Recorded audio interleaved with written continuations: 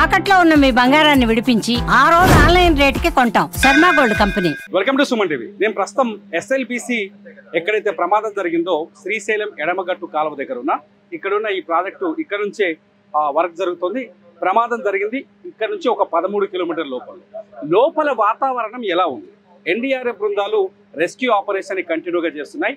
లోపల వాళ్ళ కంటికి కనిపించిన సిచ్యువేషన్ ని ఈ బోర్డు మీద ఒక స్కెచ్ చేశారు. ఇది ఎన్డీఆర్ఎఫ్ వాళ్ళు వేసిన స్కెచ్. ఆ స్కెచ్ ని మీకు ఎక్స్ప్లెయిన్ చేసే పని చేస్తారు. అసలు ఎస్ఎల్బిసి లోపల ప్రమాదం జరిగిన ప్రాంతం ఎలా ఉంది, అక్కడ సిచ్యువేషన్ ఏంటి, అసలు ఏం జరిగింది, ఇప్పుడు అక్కడ జరుగుతున్న వాటర్ కానీ బురద పరిస్థితి అనేది ఇక్కడ నేను ఎక్స్ప్లెయిన్ చేసే పని చేస్తాను. ఒకసారి ఈ బోర్డును చూస్తే నేను ఇప్పుడు ఇక్కడ ఉన్నాను. ఇది ఎంట్రీ పాయింట్. నేను ఇక్కడ ఉన్నాను. ఇక్కడ అదే అది ఇక్కడ కనిపిస్తున్న బోర్డే నేను చూపిస్తున్న చేతో అదే నేను ఇక్కడ మనం అందరం ఇప్పుడు కెమెరా కానీ నేను కానీ ఇక్కడ ఉన్నాము. ఇక్కడ నుంచి మొత్తం 13 కిలోమీటర్ల 850 మీటర్లు ఇప్పుడున్న టన్నెల్ రెడీ అయి ఉంది, తవ్వుతుంది, పని జరుగుతున్న ప్రాంతం 13 కిలోమీటర్ల 850 మీటర్లు 13.85. అయితే 11 కిలోమీటర్ల వరకు చాలా క్లియర్గా ఉంది రాస్తా. ఎటువంటి వాటర్ లేదు, ట్రాక్ ఈజీగా ఉంది. లోకో పైలట్ ఇక్కడ మన రైలు పట్టాలు అంటే కార్మికులు తీసుకుపోవడం కానీ అవసరాలకి అన్నిటికీ తరలించే రైలు ఉంది. ఆ పట్టాలు క్లియర్గా ఉన్నాయి. ట్రాక్ కూడా చాలా క్లియర్గా ఉంది, ప్రాబ్లం ఏం లేదు. 11వ కిలోమీటర్ నుంచి వాటర్ వస్తున్నాయని మొదటి నుంచి వాళ్ళు ఎవరైతే ఇక్కడ వర్క్ చేస్తున్నారో వాళ్ళు చెప్తున్నారు. ఆ 11 కిలోమీటర్ దగ్గర ఇక్కడ వీళ్ళు సెగ్మెంట్ చేశారు. సెగ్మెంట్ 11 తర్వాత సెగ్మెంట్ ఏ, సెగ్మెంట్ బి, సెగ్మెంట్ సిడి ఇవి చూడవచ్చు మనం ఒకసారి. ఈ సెగ్మెంట్ వైజ్గా చాలా క్లియర్గా చెప్తున్నారు. ఇక్కడ ట్రాక్ యాక్సెసబుల్ ఇక్కడ దాకా ఉంది 11 కిలోమీటర్ల వరకు. ఆ తర్వాత బి లోకో ట్రాక్ అవైలబుల్, ప్రస్తుతానికైతే అవైలబిలిటీకి తీసుకొచ్చారు. ఆ సి తర్వాత బ్రోకెన్ టీబీఎం బిట్వీన్ 13.6 అండ్ 13.650 మధ్య ఇక్కడ ఈ 50 మీటర్లు. ఈ సిచ్యువేషన్ మనం చూడొచ్చు. ఒకసారి నేను జూమ్ చేస్తే మైపాల్ టీబీఎం అంటే ఇదే టన్నెల్ బోరింగ్ మిషన్. ఈ టీబీఎం నుంచి ఎండ్ పాయింట్ ఎంత ఉందంటే 600 మీటర్లు ఉంది పూర్తిగా. ఇది చాలా అర్థం చేసుకోవాల్సిన పాయింట్. ప్రమాదం జరిగిన ప్రాంతం కూడా ఇదే. ఈ టీబీఎం కూడా ఇప్పుడు మట్టిలో కూరుకుపోయి ఉంది. ఎక్కడ జరిగింది? ఈ టీబీఎం నుంచి 600 మీటర్ల బ్యాక్ సైడ్ ఇప్పుడు స్లైడ్ వచ్చింది, మట్టి కూలిపోయింది. ఇక్కడ నుంచి ఇంతవరకు ఇప్పుడు ఈ టన్నెల్ పూర్తయిందన్నమాట. ఇక్కడ నుంచి ఈ టీబీఎం దగ్గర మట్టి కూరుకుపోయింది. ఈ కూరుకుపోయిన మట్టి ఇక్కడ చూస్తే ఈ 40 మీటర్ల విషయంలో మొత్తం పైదాకా మట్టి పెరిగిపోయి కనిపిస్తుంది. ఇంకొక 50 మీటర్ల వరకు ఒక ఫ్లో లాగా కనిపిస్తుంది. ఇందులోంచి వరద వస్తుంది, వాటర్ వస్తుంది.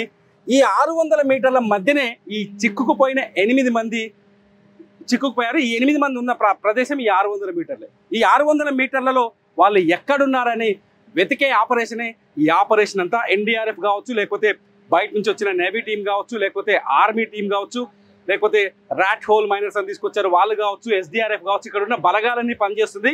ఈ 600 మీటర్లలో ఉన్న ఆ 8 మందిని ఎలా బయటికి తీసుకురావాలని. అలా తీసుకురావడానికి అతిపెద్ద సమస్య ఏమవుతుందంటే బురద కూరుకుపోవడం. ఇక్కడ ఏదైతే టీబీఎం ఉంది కదా, ఇక్కడ ఈ టీబీఎం టన్నెల్ బోరింగ్ మిషన్ ఉంది కదా, ఈ మిషన్ బ్యాక్ సైడ్ ఇదంతా మట్టి అంతా కూరుకుపోయింది. ఇక్కడ చూడండి, ఇది వెంటిలేషన్ ట్యూబ్. ఇది మనం అక్కడ చూస్తున్నాం. అక్కడ సౌండ్ పైప్ ఇక్కడ నుంచి వచ్చింది, ఈ పైప్ ఇక్కడ నుంచి స్టార్ట్ అయింది.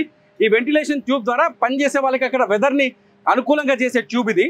అయితే ఈ ట్యూబ్ కూడా ఇక్కడ మలిగిపోయింది. అంటే మొత్తం ఇదంతా బ్లాక్ అయిపోయింది. ప్రస్తుతానికైతే మనం చెప్పుకోవాల్సింది ఏంటంటే ఇదంతా బ్లాక్ అయిపోయింది. ఆ 8 మంది ఇందులోనే ఉన్నారు.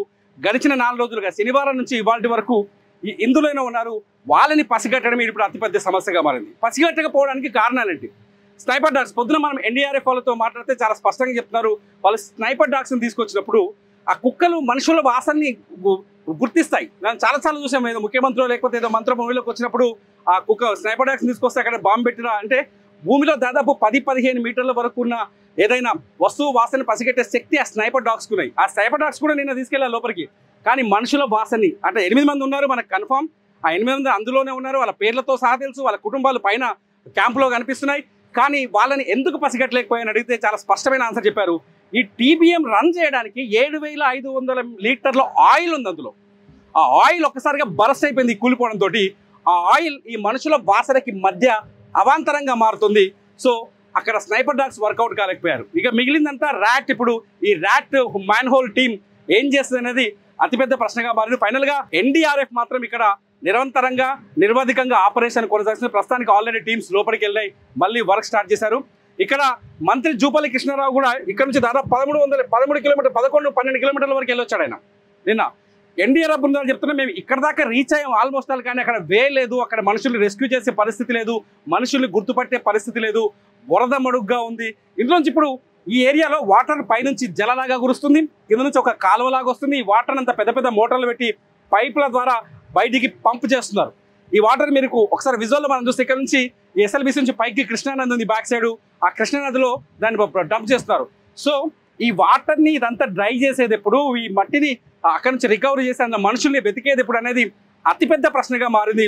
మొత్తంగా ఇది ఎన్డీఆర్ఎఫ్ ఇచ్చిన I sketch of tunnel, NDRF ఇచ్చిన స్కెచ్ లోపల పరిస్థితి, ఇది ఒరిజినల్గా ఇక్కడ సిచ్యువేషన్. చూద్దాం ఈ సిచ్యువేషన్కి ముగింపు ఎప్పుడు పడుతుందో. చూస్తూనే ఉండండి సుమన్ టీవీ.